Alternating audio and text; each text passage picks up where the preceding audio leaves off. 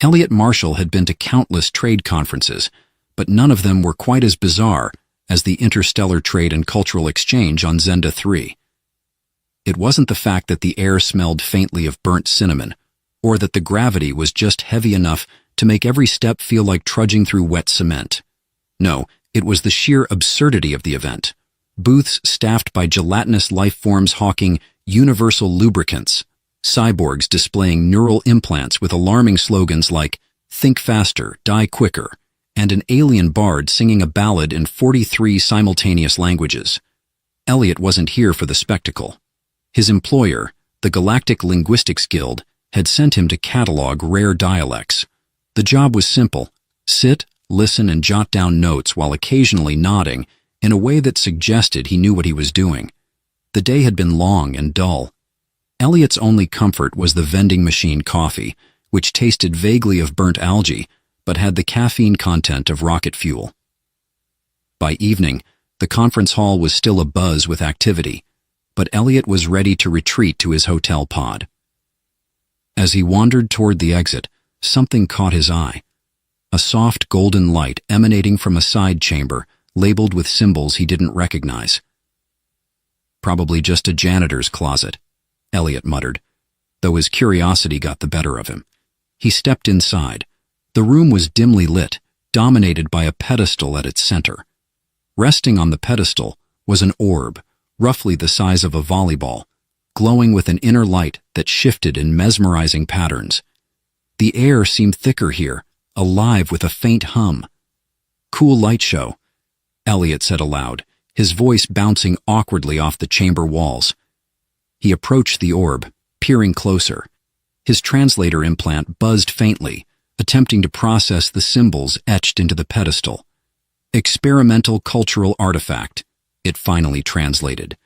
"Do not interact without proper initiation." Naturally, Elliot ignored this. What's the worst that could happen? He mused, reaching out to tap the orb lightly. The moment his fingers brushed the surface, the room erupted in a cascade of light. Patterns of color danced across the walls, and the hum grew into a symphonic crescendo. Elliot stumbled back, shielding his eyes. When the light subsided, he found himself face to face with a towering alien woman. She was, without question, the most intimidating being he had ever seen. Her skin shimmered with scales that caught the light like prisms, and her elongated limbs moved with a grace that made Elliot feel like a particularly clumsy toddler. Her eyes were the most striking feature, vast, swirling pools of indigo and gold that seemed to peer directly into his soul. For a moment, Elliot forgot how to breathe. Then the alien woman spoke, her voice resonating like a deep bell. "You are my chosen companion," she declared. Elliot blinked. Sorry. I think you've got the wrong guy. I was just—" The woman tilted her head, her expression unreadable. "You initiated the bonding ritual. The orb has chosen. You are now my partner." Elliot stared at her, then at the orb, then back at her. His brain, unhelpfully, decided that this was a good time to crack a joke. "Well, this is the strangest Tinder match I've ever had." The alien woman didn't laugh. In fact, the room had gone unnervingly silent. Elliot turned to see that the chamber had filled with other aliens, their faces ranging from astonishment to horror. One of them, a spindly creature with a cluster of glowing eyes, hissed something in a language Elliot didn't recognize. His translator buzzed again. "He dares to mock the sacred union?" "Wait, sacred what now?" Elliot asked, holding up his hands. "Look, this is all a big misunderstanding. I didn't mean to—" "You misunderstand nothing," the alien woman interrupted, stepping closer. "The ritual is binding. You are now my companion, by the will of the solitary." "The solitary?" Elliot repeated, trying to keep up. "Is that like a band? A political party? A very specific brand of space soap?" This time the alien woman did laugh, a melodic sound that rippled through the air like a song. "You have humor," she said, her eyes glinting with amusement. "Good. You will need it." Elliot wasn't sure whether to be relieved or terrified. Look, Miss Solitary, Lorovan, she corrected. Right, Lorovan. Can we maybe undo this whole bonding thing? I'm flattered, really, but I think there's been a mistake. There are no mistakes in the ritual, Lorovan said firmly. The orb chose you for a reason. Yeah, well, the orb clearly doesn't know me very well. I'm not exactly hero material. I get winded climbing stairs. Before Lorovan could respond, a low chime echoed through the chamber. The other aliens bowed their heads and began to leave, murmuring among themselves. Lorovan gestured for Elliot to follow her. Where are we going? He asked, hesitating. To complete the bond, she said simply. Of course, Elliot muttered. Why wouldn't we? As they walked, he couldn't help but wonder what he had gotten himself into. One moment, he was a bored linguist looking for an early night. The next, he was apparently married to an alien goddess. Still, as surreal as the situation was, Elliot felt an odd flicker of curiosity.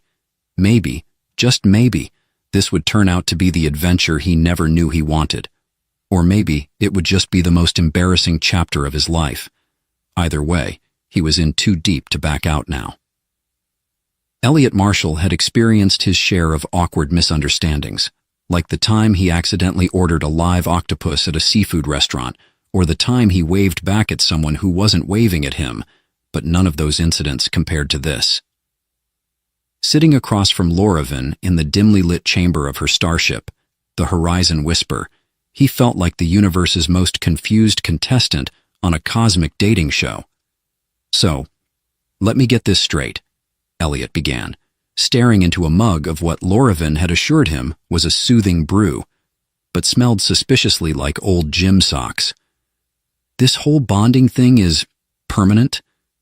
Yes, Lorovan replied, her voice calm but resolute. She was perched elegantly on a floating chair made of what appeared to be living crystal, her shimmering scales catching the faint glow of the room's bioluminescent walls. The union is sacred, and once initiated, it cannot be undone. To do so would dishonor the solitary and destabilize the ritual's resonance. Right, because we wouldn't want to destabilize, whatever that is, Elliot muttered. He took a cautious sip of the brew and immediately regretted it. It tasted like someone had boiled seaweed and motor oil together.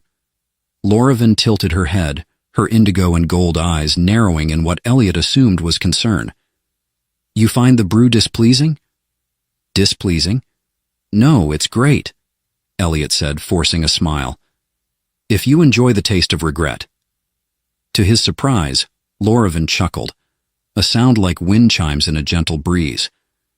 Your humor is peculiar, human. Yeah, it's a defense mechanism, Elliot said, setting the mug down and trying to steer the conversation back on track. Okay, so, what exactly does this union involve? Are we talking some kind of space marriage? Do I need to learn how to cook alien cuisine? Or is it more like a buddy cop thing where we have to solve intergalactic mysteries together? Lorovan's expression softened, though Elliot couldn't tell if it was from amusement or pity. The bond is more profound than a mere partnership. It is a merging of essences, a union that transcends physical and mental boundaries. Right, Elliot said, nodding slowly. That clears it up. Completely. Definitely not more confused than I was 5 seconds ago. Lorovan rose gracefully from her chair and gestured for him to follow. Come. It will be easier to explain once you see. Elliot hesitated. You're not about to show me some ancient cosmic artifact that's going to vaporize me if I sneeze on it, are you? Lorovan smiled faintly. Number, but do try not to sneeze. As they walked through the corridors of the Horizon Whisper, Elliot couldn't help but marvel at the ship's design. It felt alive, in a way no human-made vessel ever had. The walls pulsed faintly with light, like the veins of some great beast, and the air was filled with a faint musical hum that seemed to change pitch as they moved. This ship is incredible, Elliot said, running a hand along the smooth, warm surface of the wall. Is it alive? In a sense, Lorovan replied. The Horizon Whisper is grown, not built. It is a symbiotic organism, attuned to the needs of its crew. Of course it is, Elliot muttered. Because why would you settle for boring old metal and wires when you can have a sentient space squid? They entered a circular chamber at the heart of the ship. The room was dominated by a massive sphere of liquid light, suspended in midair and swirling with colors that seemed to shift in response to their presence. This is the resonance core, Lorovan said, her voice tinged with reverence. It is the heart of the bond. Elliot stared at the core, feeling both awed and uneasy. So, what does it do exactly, besides look like a giant lava lamp on steroids? Lorovan's lips twitched in what might have been a smile. The core amplifies the connection between bonded partners, allowing them to share thoughts, emotions, and even physical sensations. It is the key to the solitary's unity and strength. Share thoughts and emotions? Elliot repeated, his stomach sinking. You mean like telepathy? Precisely. Elliot groaned. Great. So now you're going to know every dumb thing I think. This is my worst nightmare. Lorovan raised an eyebrow. You think many dumb things? You have no idea, Elliot said, rubbing the back of his neck. Okay, but why me? Why did the orb choose me for this bond? I'm just a linguist. I don't have any special powers or hidden talents, unless you count being able to eat an entire pizza in one sitting. The orb does not choose at random, Lorovan said. It selects those who possess a unique resonance, a compatibility that cannot be explained by logic alone. Uh-huh, Elliot said skeptically. Well, maybe the orb needs to get its sensors checked, because I am not compatible with whatever this is. Before Lorovan could respond, the core flared brightly, and Elliot felt a sudden, overwhelming wave of emotion, joy, fear, curiosity, all flooding his mind at once. He stumbled back, clutching his head. What the hell was that? He gasped. The core is attuning to our bond, Lorovan said, steadying him with a firm hand. You are beginning to feel its effects. Well, tell it to knock it off, Elliot said, his voice shaky. I didn't sign up for an emotional roller coaster. Lorovan's expression softened again, and she placed a hand over his heart. Do not fear, Elliot Marshall. The bond is new and strange, but it will become a source of strength for both of us. Trust in the process. Elliot sighed. Yeah, sure. Trust the process. That always works out great in science fiction movies. Despite his sarcasm, he couldn't deny the faint glimmer of curiosity stirring within him. Maybe, just maybe, there was more to this bond than he realized. And maybe, just maybe, he wasn't as ill-suited for it as he thought. Then again, he thought wryly, that could just be the brew talking. The first few days after the bonding ceremony felt like something out of a fever dream. Elliot wasn't sure if his mind was still trying to process the fact that he was now the official partner of a towering, intergalactic alien woman, or if he was just sleep-deprived from the constant strange sensations coming from the core. It started small, a subtle hum in the back of his head, the feeling of someone standing just behind him, waiting for him to turn around. At first, he attributed it to the stress of the situation, but the hum grew louder, the sensation more distinct. He could feel Lorovan, not just in his thoughts, but in the very pulse of his own body. It was disorienting. One moment, he would be contemplating the existential question of whether or not it was too early to drink coffee. It was always too early. And the next, he would feel a sharp pang of excitement. Lorovan's excitement about the discovery of a long-lost solitary artifact. He'd never met anyone who could share his thoughts like that before, and the constant stream of her emotions made him feel like he was living in a storm, where every gust of wind was someone else's mood. Despite the disorienting barrage of shared experiences, Lorovan remained remarkably calm, always offering gentle reassurances when he felt overwhelmed. It will take time to adjust, she said. In the beginning, the resonance can be overpowering, but you will learn to balance it. Elliot had learned one thing for sure. This was not just a bonding ritual. The solitary weren't into subtlety. He was now experiencing the unfiltered mess of alien thought and feeling, every moment of it flashing across his mind like an overactive Twitter feed. Only instead of tweets, it was galactic destinies and cosmic truths. The first morning after the core's initial flare-up, Elliot woke to find himself face down in the middle of the ship's observation deck. The stars above were brilliant and vast, but all he could think about was the relentless hum in his skull. Lorraine stood nearby, her presence as quiet and unyielding as always. "You didn't need to catch me, you know," Elliot said, groggily sitting up and wiping his face with the sleeve of his jumpsuit. "I didn't fall over from being emotionally overwhelmed. That was just a weird nap." "You were not napping," Lorraine replied. "You collapsed. The resonance is still new to you. It will be a while before you master the ebb and flow of our shared mind." Elliot gave her a sidelong glance. "So I've got a shared mind now. That sounds like a really interesting thing to have with someone I barely know." He could feel her amusement ripple through his own mind, like a gentle wave passing through a calm ocean. "I know you, Elliot Marshall," she said. "You are more than you realize. The resonance allows us to connect on a deeper level." Elliot chuckled, trying to shake off the unease in his chest. "I'm just a linguist. I can barely keep track of my own thoughts, let alone yours." He gestured to the stars, his voice tinged with sarcasm.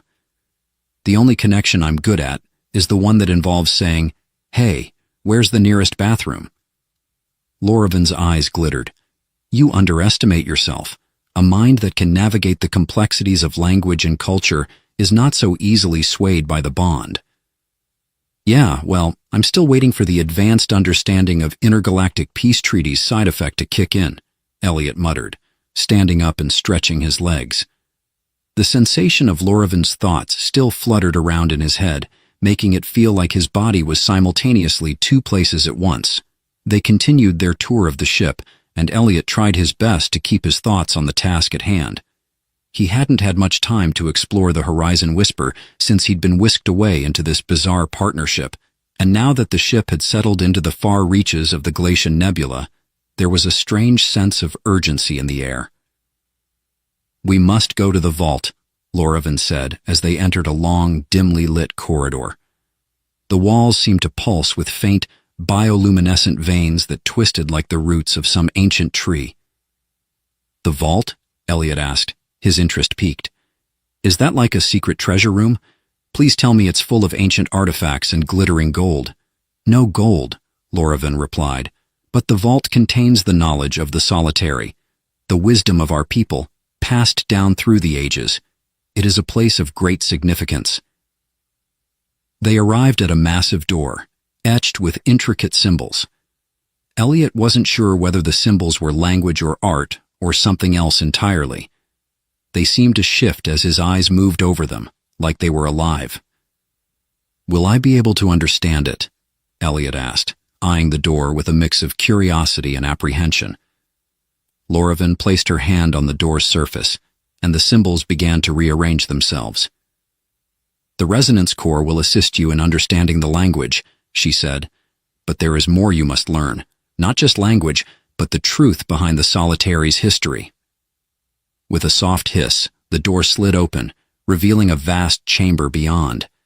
Inside, rows of glowing panels lined the walls, each displaying holographic images of stars, planets, and cryptic symbols. In the center of the room was a large pedestal, and atop it sat a small crystalline device, a relic that looked as though it had been carved from the very heart of a star. Elliot stepped forward, drawn by the device's otherworldly beauty. He reached out to touch it, but as soon as his fingers brushed the surface, a surge of energy shot through his body, sending him stumbling backward. The hum in his mind grew deafening, as though the entire universe was trying to push its way into his skull. Lorraine caught him, steadying him with her hand. "You are not ready," she said, her voice calm but firm. "The device will only reveal its secrets to those who have mastered the bond, but you will understand it when the time comes." "What was that?" Elliot gasped, shaking his head as the sensation slowly faded. "I felt like my brain was being scrambled like a... well, a human brain in a blender. The resonance is overwhelming in its raw form, Lorovan explained. It takes time to adjust, but the truth of the solitary will unfold for you soon enough.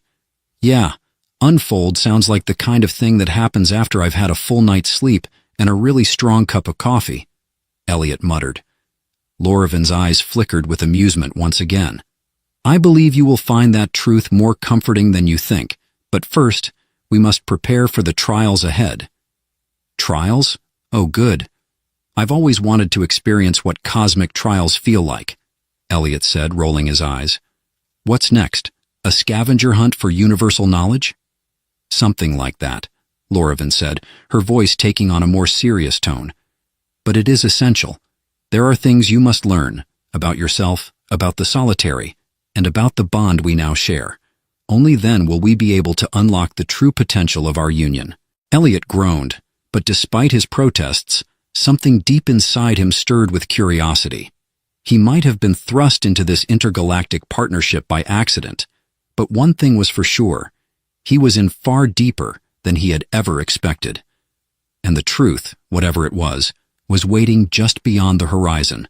The hum had returned. It was subtle at first, like the soft vibration of a cell phone that you couldn't quite feel in your pocket, but were sure was there. And then it grew, like a song being played too loudly in the next room. Elliot Marshall had been trying his best to ignore it for the last several hours, but it wasn't going away. He could feel it in his chest, in his fingers, in the strange pull of his thoughts. It was Lorovan. Elliot had known it was coming. After all, the solitary weren't exactly known for taking their time with rituals. They were decisive, swift, determined, and apparently, incredibly into trial-based learning. He had been standing by the observation deck of the Horizon Whisper, gazing out at the endless void of space when Lorovan arrived, her voice cutting through the hum like a blade through fog. Elliot Marshall, it is time for you to begin the trials. Her tone was serious, but there was a certain note of warmth beneath it, like she was guiding him through a complex maze that only she could see. He turned slowly, giving her a sidelong glance. Let me guess. This involves me doing something really complicated while you stand back and watch, right? You will not be alone, she replied, her eyes glinting with something like amusement. I will guide you, but the path is yours to walk. Of course it is, Elliot muttered under his breath. Nothing says, I care about you, like a path full of unsolvable problems. Lorovan gave him a quick glance, a hint of a smile playing on her lips. If you would prefer to stay here and contemplate the stars, you are welcome to do so, but the resonance will only grow stronger as time passes. Right, because I really need my brain to turn into a symphony of alien thoughts. I'll definitely get on that, Elliot replied, trying to mask his unease with sarcasm. He had learned that sarcasm was his last line of defense against the overwhelming weirdness of his life right now. Lorovan inclined her head, but said nothing more. The trials began almost immediately. They weren't what Elliot had expected, at least not in the traditional sense of the word trials. No labyrinths to navigate, no deadly beasts to slay, no ancient riddles that would require him to choose between 3 doors, each leading to a different apocalyptic fate. Instead, he found himself sitting in what looked like an ordinary room, facing a small console that pulsed with an odd rhythmic glow. The room itself was deceptively simple, just bare walls, a metallic floor, and an air that felt slightly too thick, like the atmosphere of a planet he had never been to. Is this it? Elliot asked, eyeing the console skeptically. No traps? No secret codes? No, you must sacrifice your greatest fear to proceed kind of nonsense? Lorovan was standing at the entrance, watching him with calm, knowing eyes. The trials are not meant to test your physical strength or your intellect. They are meant to test your spirit, your bond with me, and your capacity to understand the true nature of the solitary. Elliot blinked. So, I'm going to have to get all spiritual on you now, huh? He tapped the console with his finger. This thing better not start giving me a lecture on the meaning of life, because I swear, if I hear one more, it's all about balanced speech, I'm leaving. Lorovin's lips twitched. The trial is ready. You may begin. Elliot sighed, resigned to whatever bizarre thing was going to happen next. All right, let's see what the cosmic vending machine has in store for me. As soon as his hand touched the console, the room around him dissolved. No, that wasn't quite right. It didn't dissolve. It shifted. One moment, he was standing in the sterile, cold room. The next, he was surrounded by an alien landscape. It was a world unlike any he had ever seen, a land of iridescent trees, their trunks glowing with soft, pulsing lights, and skies streaked with the colors of distant nebulae. Elliot staggered backward, his breath catching in his throat. The landscape was beautiful, but the sudden change in scenery made his head spin. Am I dreaming? He asked aloud, though it felt like the wrong question to ask. It was real, at least, it felt real. The air had a strange metallic taste to it, and the ground beneath his feet felt solid, though not in the way Earth's soil did. No, Lorovin said, her voice echoing from all around him. You are experiencing a memory, one that belongs to the solitary. You must understand this memory to continue. Elliot looked around, confused. Wait, this is a memory? Whose memory? The memory of my people, Lorovin replied. Specifically the first solitary, those who united the various species into our civilization. Elliot's mind raced. Hold on, you're telling me that I'm supposed to understand all of solitary history in one sitting? Is this like an accelerated learning program? Because, honestly, I don't think my brain's up for it. There is no time, Lorovin said. The truth will come to you in pieces. You must gather them as you go. Pay attention. Before Elliot could protest further, the landscape around him shifted again. This time, a large, imposing figure appeared before him. It was a creature, humanoid in shape, but taller than any human, with skin the color of the night sky. The figure's eyes glowed with a soft, otherworldly light, and its presence radiated power. This is Korin, Lorovin's voice said, calm and steady. He was the first to achieve the resonance, to understand the true meaning of the bond. It was Korin who united the solitary. Elliot blinked. That's Korin? He looks like someone's concept art for a space villain. Did he come with a cape and dramatic music too? There was a pause before Lorovin replied. I find your humor puzzling. Yeah, well, I find this entire situation puzzling, Elliot shot back, eyeing Korin's towering figure warily. Korin, for his part, said nothing. He simply stood there, his glowing eyes focused intently on Elliot. Elliot took a deep breath and approached. He felt a strange pull, a sense of urgency, like he was being drawn into the depths of something he couldn't fully understand. The closer he got to Korin, the more vivid the memory became. It wasn't just a vision, it was an experience, one that bypassed logic and entered his very senses. He could feel the weight of Korin's resolve, the quiet strength that radiated from him like the heat of a distant sun. What is this? Elliot asked, his voice trembling slightly. You are experiencing Korin's resolve, Lorovin explained.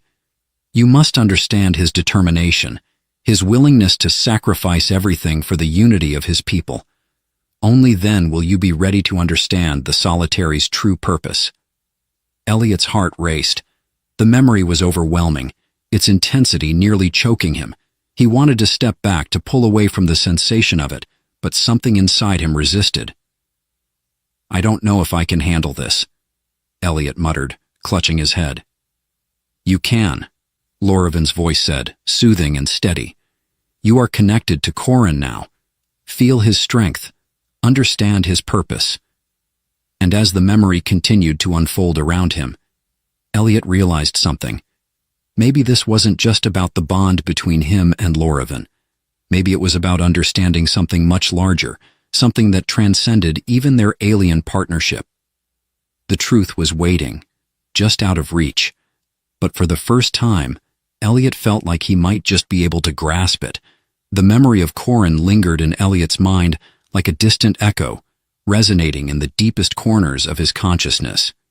He had felt the weight of it, the responsibility of a whole people's future resting on one individual's shoulders, the overwhelming pressure of unifying fractured worlds. But what unsettled him most was the certainty with which Corin had embraced his purpose. It was a certainty Elliot could not yet grasp, not even close. "Ready to try again?" Lorraine asked, her voice cutting through his swirling thoughts. Elliot shook his head, rubbing his temples. "Do I have a choice?"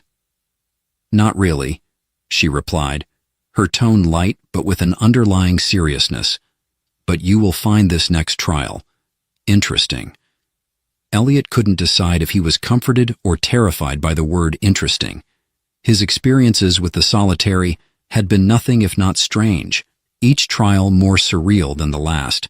He had thought he'd be out of his depth when he first arrived, and now, standing in the middle of an alien ritual, he couldn't help but feel that he was drowning in a sea of history, culture, and unknown cosmic forces. Okay, he said, taking a deep breath. "Let's do this." He found himself, once again, in an unfamiliar environment. This time, the landscape was entirely different. Gone were the glowing, iridescent trees. In their place was a desert, not the kind of desert you'd find on Earth, of course. This was something otherworldly, with vast dunes stretching as far as the eye could see, under a sky filled with 3 suns, their light casting strange shadows across the barren landscape. Elliot squinted up at the suns, then turned to Lorraine, who stood beside him unbothered by the scorching heat that radiated from the sandy dunes. "This is nice. Where's the nearest ice cream stand?" Elliot asked, shielding his eyes with his hand. Lorraine didn't even blink at his sarcasm. "This is the trial of endurance. You must cross this desert and reach the other side." "Of course. Because what's better for my endurance than an endless, barren wasteland with 3 suns threatening to cook me from all angles?" Elliot muttered, wiping the sweat off his brow. "I'm sure I'll be just fine." "There is no time for jokes, Elliot Marshall," Lorraine replied, her expression more serious than before. "You are beginning to understand, yes?" Elliot paused, looking out across the desert. His mind whirled. Understand what? "Look beyond the surface," Lorraine continued. "This trial is not just about reaching the other side of the desert. It is about endurance, your ability to push forward despite discomfort, despite uncertainty. You will face challenges along the way. Some of them will not be physical. Right, sure, I'll just march across this sandpit, embrace the wisdom of the cosmos, and wait a second, did you say not physical challenges?" Elliot's eyes widened. "What kind of challenges are we talking about here? Because if I have to fight a 3-headed desert-dwelling beast, I'm out. Seriously, I didn't sign up for this." Lorraine's lips curved into a faint smile, her gaze distant as she watched him carefully. "The challenge, Elliot Marshall, is not in fighting. It is in overcoming yourself." Before he could respond, the desert landscape around them shifted. The sky darkened as if an unseen storm were rapidly approaching. The temperature dropped in an instant, and a cold wind began to howl through the dunes. Elliot instinctively hugged his arms to his chest. "That's more like it," he grumbled, shivering. "A change in weather, finally." But the cold wasn't the only thing that shifted. His vision blurred, and the sounds of the wind began to twist into something else, something like voices. Faint at first, but growing louder with each passing second. They were calling his name, his real name, his full name. Elliot. It was his mother's voice. Marshall. His father's voice. "Elliot Marshall, you are nothing."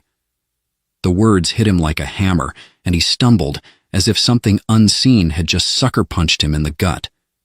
"No," Elliot gasped, shaking his head as he fought to regain his balance. No, this isn't real." The voices only grew louder, accusing, mocking, condemning. His childhood failures, his mediocrity, the years of feeling invisible, insignificant. They echoed in his mind, growing darker, sharper, as if the desert itself was pulling his deepest insecurities from the depths of his subconscious and hurling them into the storm. "You're nothing, Elliot. You're a fool. A dreamer." He covered his ears, but it didn't stop the barrage. The desert had turned into a reflection of everything he hated about himself. "You will never be more than what you are," his father's voice said, cold and dismissive. "A failure. A disappointment." Elliot fell to his knees, trying to push away the overwhelming flood of negativity. His chest tightened, and his breath became shallow. Was this part of the trial? Was he supposed to face his inner demons? Was this his test of endurance? But just as it felt like the weight of it would crush him, there was a sudden shift. The cold wind stopped. The voices fell silent. The desert's harsh landscape began to fade, replaced by a familiar warmth. Lorraine stood before him now, her expression soft but unwavering. She knelt beside him, placing a hand on his shoulder. "You have passed," she said simply. Elliot blinked, disoriented. "Past what? I nearly lost my mind back there. How is that passing?" "You faced your greatest fear," Lorraine explained. "The voices in the desert were not mine. They were yours. The desert simply reflected your internal conflict, your doubts, your past. You overcame it." Elliot looked around, finding himself no longer in the barren desert, but standing in the midst of a vast, open field, bathed in golden light. The 3 suns had set, and the warmth was comforting. "So that was supposed to be me beating myself?" Elliot asked, still trying to process what had happened. "Yes," Lorraine replied. "The challenge was not the desert. It was the acceptance of your own imperfections. The solitary believe that to endure is to accept what you cannot change, and to strive forward regardless. You have done so." Elliot let out a shaky breath, still reeling from the emotional roller coaster. "Right, sure, accept myself, and bam, I'm enlightened." He gave her a tired smile. "So what's next? Do I get a trophy? Maybe a nice plaque that says, 'Elliot Marshall, officially not a failure'?" Lorraine tilted her head, her expression both amused and thoughtful. "I do not believe the solitary are in the business of trophies, but you are one step closer to understanding the true nature of your bond, and perhaps yourself." Elliot let out a soft chuckle. "Well, at least I don't have to worry about getting roasted by my dad anymore." Lorraine's gaze softened. "There is more to come, Elliot. You are not finished. The truth you seek is still waiting." Elliot nodded, though the weight of everything pressing down on him was becoming clearer. He wasn't just learning about Lorraine or the solitary anymore. He was learning about himself, and the path ahead promised to be just as complicated as the journey that had already begun. But he was ready. Well, almost. Elliot had barely recovered from the emotional chaos of the desert trial when the next one arrived, as if on cue in a form even more bizarre than the last. This time, Lorraine didn't give him any grand preamble or cryptic warnings. She simply waved a hand and, without warning, everything shifted again. One moment, he was standing in the serene golden field, his mind still reeling from the desert's lessons. The next, the ground beneath him cracked open like a vast, yawning chasm, and Elliot found himself plummeting through a swirling vortex of light and sound. "Whoa!" he yelped, flailing his arms in the air as gravity decided to play tricks on him. "Great! Because this is what I needed right now, a good old-fashioned wormhole ride." He tumbled through the endless space, his body spinning in a disorienting blur. All around him, the colors of the vortex shifted rapidly, twisting like the inside of a kaleidoscope. Green, purple, gold, all the colors of the cosmos seemed to whir past him, each one pulling him in different directions. It was like being trapped inside a malfunctioning neon sign, and he had no idea which way was up or down. "Lorraine!" he shouted into the swirling chaos. "I'm really starting to regret signing up for this. What happened to nice, stable trials? Like a nice little game of alien chess? Maybe a puzzle with some straightforward rules?" He couldn't see her, but somehow he knew she was there. A voice, soft yet unyielding, drifted to him through the tumult. You will understand soon enough, Elliot Marshall. This trial is not about the physical realm. It is about perception. Perception? Elliot flailed his arms harder, as though he could push back the swirling vortex of light. What does that even mean? I'm getting whiplash in the metaphysical sense. The vortex snapped, and he fell into the calmest place he'd been since this whole mess began. A small, pristine room, surrounded by transparent walls, suspended in what seemed to be infinite space. The entire room was empty, except for a single peculiar object floating in the center. It looked like a cube. No, a polyhedron of some sort, its edges shifting, warping and changing in unpredictable patterns. It was as if the very nature of the object was in a constant state of flux, unable to decide on its true form. So this is the trial? Elliot asked, raising an eyebrow at the shape. It's a Rubik's Cube with commitment issues? Loravin appeared beside him, still as composed as ever. This is the quantum conundrum. It is a test of your understanding of reality, of how perception shapes existence. Elliot stared at the object, then back at her. Right, of course, I should have known. Because if there's one thing I'm great at, it's understanding quantum mechanics and the very fabric of the universe. Loravin's eyes narrowed, but her lips twitched as though she might be holding back a laugh. Your humor distracts you, Elliot Marshall, but this is no joke. This cube, this conundrum, reflects the nature of your bond with the solitary, the way you perceive the universe, and how you shape it with your thoughts, your feelings, and your intentions. Elliot raised both eyebrows. So what? I just need to look at this thing really hard and hope it decides to stop looking like an abstract art project? That's how this works? You must touch it, Loravin said, her voice unwavering. Only then will you truly understand how your perceptions influence the world around you. Elliot stepped forward slowly, his boots making a soft clink against the metallic floor as he approached the shifting polyhedron. He was still skeptical. The whole quantum mechanics thing had always been a mystery to him, one he couldn't wrap his head around, even after years of science fiction movies and books. But this was something else. Okay, Cube, let's see what you've got, he muttered to himself as he reached out a hand. The moment his fingers brushed against the surface of the polyhedron, a jolt of energy shot through him, causing his whole body to tense up. His vision swam as the cube pulsed with bright, shimmering light. Then everything changed. In an instant, the room around him disappeared, and Elliot found himself standing in a forest. But it wasn't just any forest. It was the forest of his memories. Trees that looked like the ones from his childhood home, the very same place where he used to play as a kid. The smell of damp earth, the rustling of leaves. Everything felt so real, so familiar. But as he took in the scenery, he realized something unsettling. This wasn't just a memory. It was a distorted version of his past. The trees were twisted, their trunks spiraling like contorted shapes. The air around him hummed, as if the very atmosphere was alive, warping and stretching in response to his thoughts.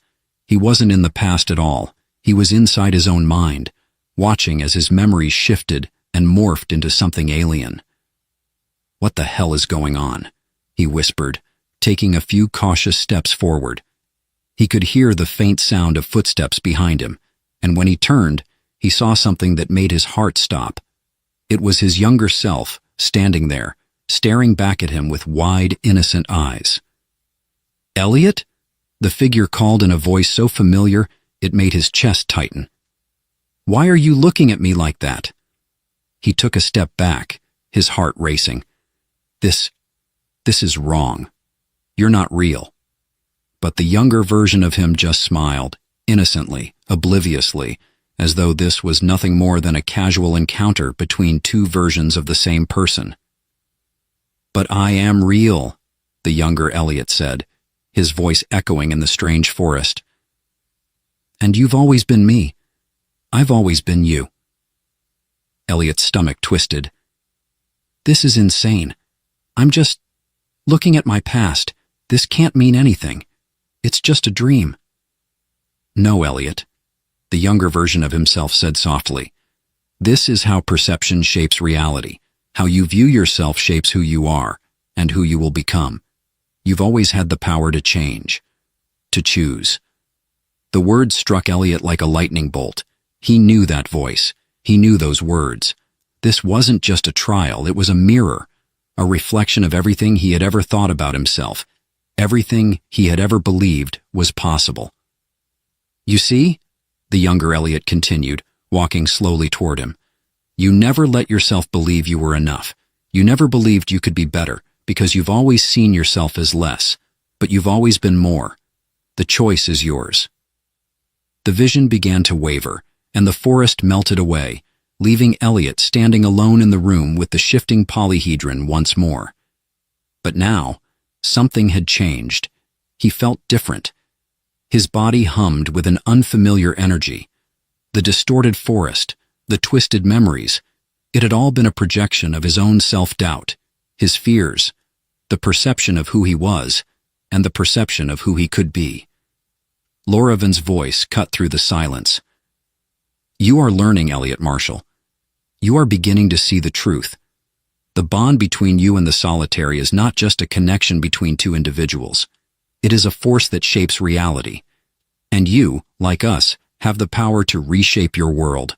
Elliot's mind was reeling, but as the words sank in, he couldn't help but feel something he hadn't felt in a long time: hope. Elliot stood at the precipice of something vast, something incomprehensible. He felt a strange calm settle over him as the stars stretched out in front of him like an endless canvas. The solitary city, a dazzling structure of iridescent glass and gleaming silver spires, seemed to shimmer against the backdrop of the cosmic expanse. It had been weeks since his first accidental step into their world, and now, in this final moment, he could see everything clearly: the trials, the lessons, the bond. It all came together, forming an intricate tapestry woven with threads of self-discovery, pain, and the peculiar sense that he had always been here, always been destined to meet this point in time. The irony of it all struck him. He, Elliot Marshall, the average guy, the one who fumbled through life, who didn't even understand how to cook a proper meal, was standing on the verge of something that felt bigger than himself. "So, what happens now?" Elliot asked, almost conversationally, as he glanced over at Loravan. She stood beside him, ever composed, though there was a flicker of something almost proud in her gaze. Loravan's eyes shimmered with a wisdom that was both ancient and intimate. "Now, Elliot Marshall, you take what you have learned and you shape the future." He squinted at her. "Is that all? Because, I'm still figuring out the whole not a failure thing, and you're making it sound like I'm ready to handle intergalactic diplomacy." Loravan let out the smallest of smiles. "Your humor has served you well, but you are no longer just a man adrift. You are connected to something far greater, something the universe needs." Elliot opened his mouth to say something snarky, but instead found himself staring out at the cosmic landscape, his mind processing the enormity of it all. How had he gone from being the guy who couldn't even manage a decent conversation at a dinner party to being the one responsible for uniting species across the stars?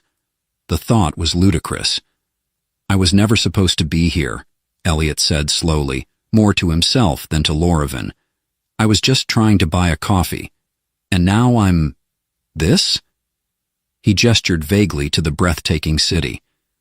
"A key player in saving the universe or whatever." Loravan placed a hand on his shoulder, her grip strong yet reassuring. "You have always been here, Elliot. You were just blind to your purpose." Elliot looked back at her, searching her face for any hint of irony or sarcasm, but there was none. Just that unshakable calm that had started to feel like home. "So," he started, rubbing the back of his neck, "I'm the guy who saves everyone by believing in myself? That's really cheesy." Loravan chuckled, her laughter light and melodic. "The universe often functions on strange principles. Belief is powerful, Elliot Marshall." He sighed, turning away from her to stare at the horizon. The swirling, nebulous clouds in the distance gave way to stars, galaxies, and the ever-expanding unknown. He had come so far from the clueless, self-doubting man who had first arrived on this alien world. The journey, strange and painful as it had been, had carved something new inside him. Something he hadn't realized he was capable of. "I don't know if I believe in anything yet," he said quietly. "But I do know I'm not that guy anymore. The one who couldn't even get his life together." "That is the first step," Lorraine said, her voice soft but filled with authority. "The journey has never been about changing what you were, Elliot. It has always been about embracing what you could become." Elliot was quiet for a long moment, contemplating her words. The final trial had not been about some grand revelation or cosmic intervention. It had been about him, his perception, his choices, his ability to see himself as something more than the sum of his past failures. He had always thought he was insignificant. He had thought he was just a bystander in the grand scheme of the universe. But the trials had shown him something different. He wasn't just the guy who stumbled into an alien ritual. He wasn't just some guy lost in a galaxy far from home. He was a catalyst, a bridge. "We're ready," Lorraine said, breaking through his thoughts. She looked at him with something resembling affection. "The solitary, the chosen worlds, they are waiting for you, to fulfill your promise." Elliot swallowed hard, his throat dry. "So, this is it, huh? No more weird trials? No more mind-bending space-time loops?" Lorraine gave a wry smile. "I believe you have learned all that you can from them. The next steps are yours to take, Elliot Marshall." He let out a soft laugh. "I feel like I'm supposed to say something profound right now, but I've got nothing." "You do not need to say anything, Elliot. You've already shown who you are." "Right," he muttered, glancing around as if expecting some sort of grand ceremony to start. "Well, here goes nothing." With that, they walked toward the center of the solitary city, the gleaming spires seeming to part for them, as if the city itself recognized their arrival. In the distance, the solitary leaders, the elders, awaited, their calm presence standing like the pillars of some forgotten temple. As they approached, the silence felt heavy, but not oppressive. The elders regarded Elliot with the same steady gaze they had always held, but now there was something different about them, something akin to respect. "Elliot Marshall," one of the elders said, stepping forward. His voice was deep, resonating in a way that felt both alien and somehow familiar. "You have completed the trials. You have proven yourself worthy of the knowledge and power you now hold." Elliot gave a half smile. "You know, I didn't exactly ask for this, but hey, here I am." The elder's lips twitched into a smile, barely perceptible but there nonetheless. "You were chosen not because of your strength or your wisdom, but because of your capacity for growth. That is the foundation upon which the universe can rebuild itself." Elliot looked at the elder, and then at Lorraine, who nodded in approval. This was it, the final moment of the journey. "Are you ready?" Lorraine asked, her voice steady but somehow tender. Elliot took a deep breath, feeling the weight of his new reality settle on his shoulders. He had changed. There was no denying that. The man who had first entered this alien world, afraid, uncertain, and burdened by doubt, was gone. In his place stood a man who had embraced the unknown, who had faced his past and his future, and who had learned to see himself as something more, something capable. "I'm ready," he said. The words came easier now. Sure, he wasn't entirely sure how this was going to work, or what was going to happen next, but for the first time he wasn't afraid. The elder raised a hand, and the air around them shimmered. A soft hum filled the space, and Elliot felt the energy in the city shift, like the entire world was holding its breath. "This is your new beginning," the elder said. "The bond you share with the solitary will be the key to a new era, one where worlds come together, one where you will lead, not with force but with understanding." Elliot looked out at the stars, his heart beating in time with the hum of the city. "Let's make it count," he whispered. And with that, the universe shifted.